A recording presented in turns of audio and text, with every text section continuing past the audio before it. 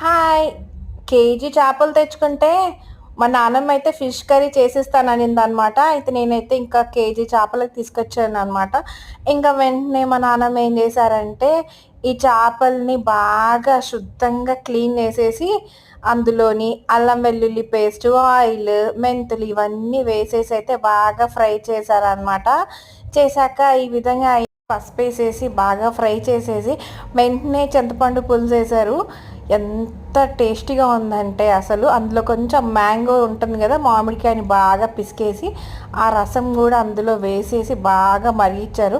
ఆ మరిగించిన తర్వాత అందులోకి చేపలు అయితే వేసేసారు. లాస్ట్కి అయితే చేపలు వేస్తే అసలు ఎంత టేస్ట్ ఉందంటే వామ్మో, అసలు మామూలు టేస్ట్ అయితే కాదు.